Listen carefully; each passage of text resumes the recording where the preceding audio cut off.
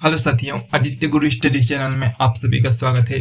दोस्तों, विज्ञान का प्रैक्टिस सेट नंबर 1 हम कंप्लीट कर चुके हैं। यह प्रैक्टिस सेट नंबर 2 है। इसमें हम 50 बायोलॉजी के क्वेश्चन कंप्लीट करेंगे। तो आइए वीडियो को शुरू करते हैं। इस प्रैक्टिस सेट में दोस्तों 50 सिलेक्टेड क्वेश्चंस है जो मध्य प्रदेश वन रक्षक, मध्य प्रदेश जल प्रहरी, जैसे कि आपको पता है कि 22 तारीख से आपकी परीक्षा होने वाली है, उसको ध्यान में रखते हुए सिलेक्टेड क्वेश्चंस लेकर आए हैं। तो ये वीडियो को शुरू करते हैं। क्वेश्चन 1, जीव विज्ञान का पिता किसे कहा जाता है? तो जीव विज्ञान का पिता सही उत्तर रहेगा आपका अरस्तु। प्रश्न 2, हमारे शरीर में लार किसके पाचन में मदद करता है? तो उत्तर रहेगा स्टार्च। प्रश्न 3, ग्रीन हाउस प्रभाव के लिए सर्वाधिक उत्तरदायी गैस कौन सी है? तो ग्रीन हाउस प्रभाव के लिए सर्वाधिक उत्तरदायी गैस जो होती है कार्बन डाइऑक्साइड सही उत्तर रहेगा। जल में घुलनशील विटामिन कौन सी है?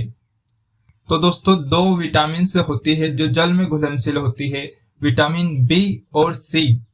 कौन कौन सी विटामिन जल में घुलनशील नहीं होती है? तो इसका मैं शॉर्ट ट्रिक आपको बताऊंगा। एक अदा, EKADA, ऐसे आपको याद रखना है। एक अदा, इसमें से vitamin A, vitamin D, vitamin E और विटामिन के, इतने विटामिन वसा में घुलनशील होते हैं। अगला प्रश्न, मानव शरीर में किसकी कमी के कारण अरक्तता होती है? तो इसका सही जवाब रहेगा हीमोग्लोबिन। हीमोग्लोबिन की कमी को ही रक्त की कमी कहा जाता है। प्रश्न 6, एक नवजात शिशु के शरीर में कुल कितनी हड्डियां होती है? तो एक नवजात शिशु के शरीर में लगभग 300 हड्डियां होती है, जबकि वयस्क इंसान के शरीर में 206 हड्डियां होती है। 7वां प्रश्न, किसकी उपस्थिति के कारण टमाटर का रंग लाल होता है? Answer lycopene. लाइकोपिन के कारण मानव शरीर के टमाटर के का रंग लाल होता है। इन्फ्लुएंजा रोग किसके कारण होता है? काफी इंपोर्टेंट क्वेश्चन है। तो इसका सही उत्तर रहेगा वायरस, विषाणु। विषाणु के कारण इन्फ्लुएंजा होता है। इन्फ्लुएंजा साधारण सर्दी खांसी को कहा जाता है।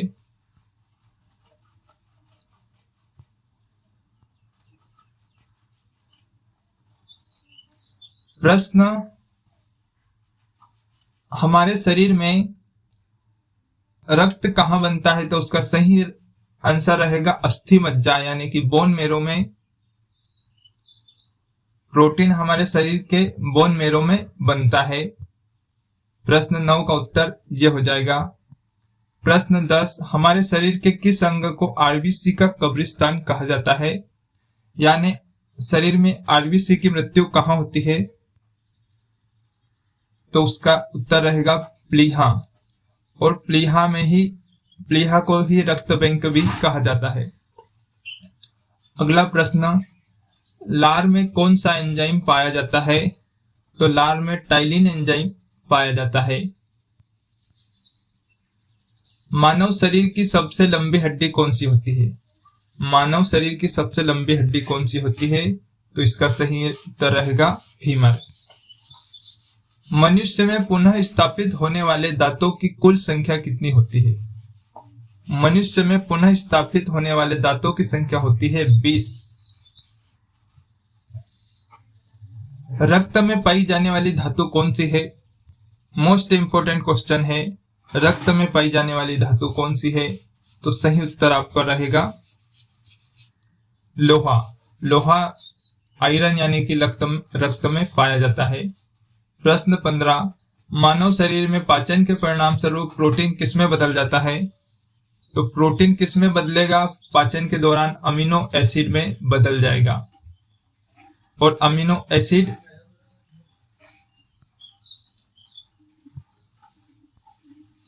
प्रश्न 16, मूत्र का हल्का पीला रंग किसकी उपस्थिति के कारण होता है?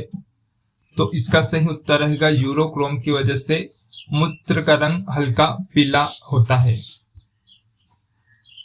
जो कि अगर प्रश्न पूछा जाए कि मूत्र वर्ण क्या है तो उसमें आंसर आएगा आपका यूरोक्रोम। हमारे शरीर में पाई जाने वाली सबसे छोटी अंतःस्रावी ग्रंथि कौन सी है? तो सबसे छोटी अंतःस्रावी ग्रंथि होती है पीयूष ग्रंथि, जो कि मस्तिष्क में पाई जाती है और इसी को मास्टर ग्रंथि भी कहा जाता है। मानव शरीर की किस ग्रंथि को मास्टर ग्रंथि कहा जाता है? हमने अभी आपको बताया, तो इसका सही उत्तर रहेगा पीयूष ग्रंथि को मास्टर ग्रंथि कहा जाता है, जो कि हमारे खोपड़ी में होती है। मानव शरीर में पिट्यूटरी ग्रंथि कहां पर उपस्थित होती है? तो मस्तिष्क में उपस्थित होती है पिट्यूटरी ग्लैंड।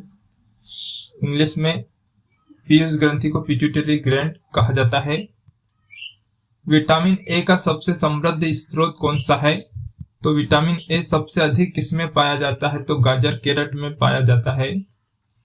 मनुष्य के रक्त का पीएच मान कितना होता है? तो मनुष्य का रक्त का मान 7.35 से लगाकर 7.45 होता है।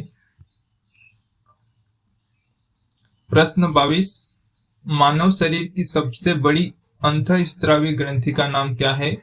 What is the name of the largest endocrine gland in human body? तो मनुष्य की सबसे बड़ी अंतःस्रावी ग्रंथि है थाईलैंड ग्रंथि, जो कि थायराइड ग्रंथि, जो कि मनुष्य के गले में होती है।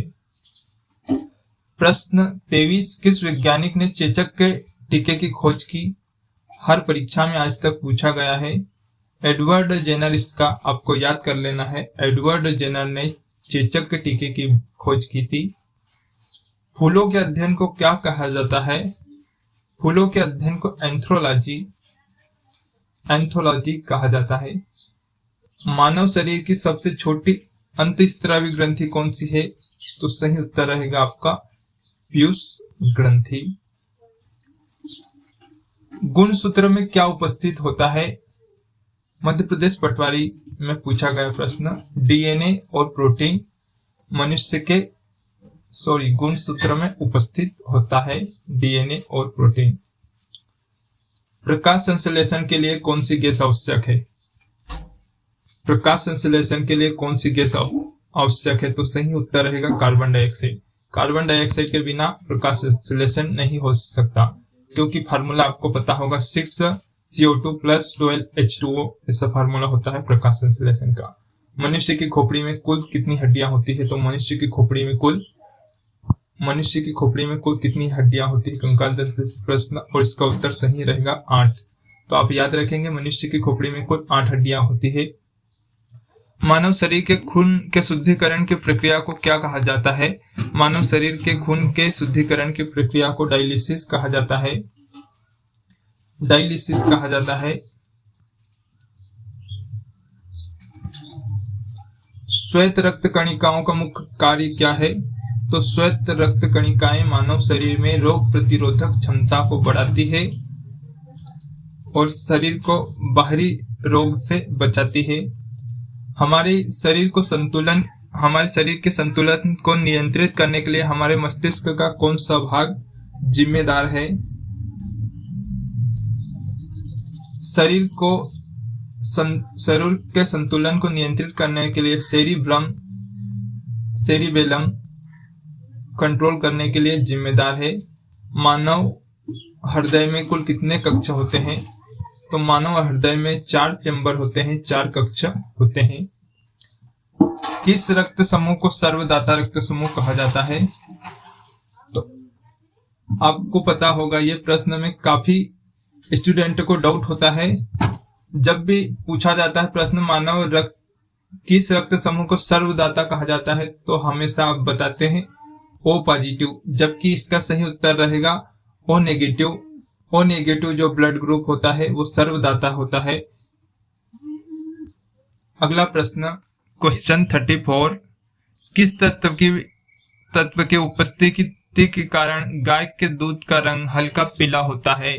तो सही उत्तर रहेगा कैरोटीन की वजह से गाय के दूध का रंग हल्का पीला होता है।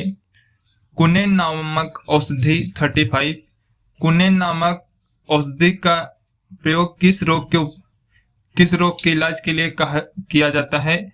तो कुनेन नाम की औषधि का प्रयोग मलेरिया रोग के इलाज के लिए किया जाता है। किसे कोशिका की आत्महत्या की थैली कहा जाता है? तो सही आंसर रहेगा लाइसोसोम। लाइसोसोम को कोशिका की आत्महत्या की थैली which is called to suicide bag of the cell कहा जाता है। कौन सा हार्मोन्स हमारे हृदय की गति को उत्तेजित करता है? हमारे हृदय की गति को उत्तेजित करता है थायरोक्सिन हार्मोन्स। मानव शरीर में पीनियल ग्रंथि कहाँ पाई जाती है? प्रश्न 38। तो पीनियल ग्रंथि मानव शरीर के मस्तिष्क में पाई जाती है। आंख में प्रवेश करने वाली प्रकाश की मात्रा को कौन नियंत्रित करता है? तो मानव शरीर की आंख में प्रवेश करने वाली प्रकाश की मात्रा को आइरिस नियंत्रित करती है।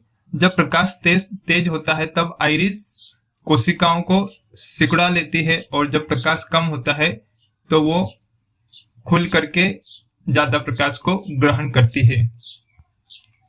आनुवंशिक संकेतों व लक्षणों का एक पीढ़ी से दूसरी पीढ़ी तक स्थानांतरण किसके द्वारा होता है? तो उत्तर आएगा आपका डीएनए। आनुवंशिक लक्षणों को डीएनए एक पीढ़ी से दूसरी पीढ़ी में स्थानांतरित करते हैं। 41। न्यूरॉन मानव शरीर के किस तंत्र का भाग है? तो न्यूरॉन मानव शरीर में कहाँ पाया जाता है? न्यूरॉन तंत्रिका तंत्र में पाया जाता है और तंत्रिका तंत्र ही मानव शरीर का सबसे बड़ा कोशिकांग है।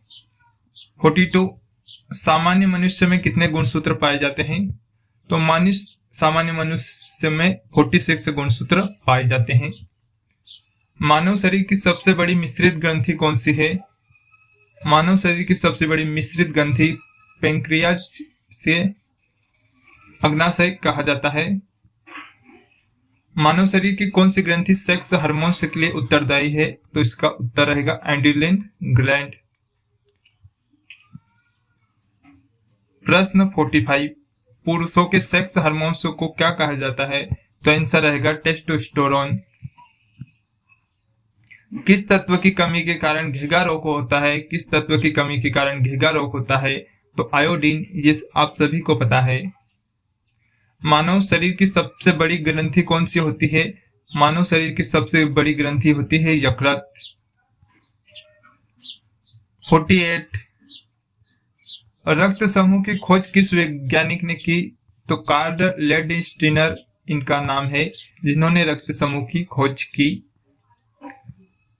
हमारा अगला प्रश्न 49। रक्त दाब मापने के लिए किस यंत्र का उपयोग किया जाता है? तो रक्त दाब को मापने के लिए स्फिग्मोमैनोमीटर का उपयोग किया जाता है, ये आपको याद रखना है। अगला प्रश्न, मानव शरीर में पित्त का निर्माण कहाँ होता है? तो यकृत में पित्त का निर्माण होता है, ये आपका सही उत्तर रहेगा। साथियों, यही थी आज की वीडियो। अगर आपको ये सभी प्रश्न, ये वीडियोस अच्छी लगी तो प्लीज वीडियो को लाइक और चैनल को सब्सक्राइब जरूर करें। Thanks for watching, keep learning. Aditya go study हम डेली साइंस के चुनिंदा महत्वपूर्ण प्रश्न लेकर आते हैं वन रक्षक परीक्षा और जल पहरी परीक्षा के लिए। तो साथियों, यही थी वीडियो। अगर आपको यह वीडियो अच्छी लगी तो प्लीज वीडियो को लाइक और चैनल को सब्सक्राइब जरूर करें। इसमें कुछ इजी क्वेश्चन थे। अगले वीडियो में हम थोड़े से कठिन लेवल के जो एग्जाम ओरिएंटेड क्वेश्चन है वो लेकर आएंगे। तो साथियों, यही थी वीडियो को लाइक और चैनल को सब्सक्राइब जरूर करें। Thanks for watching, keep learning.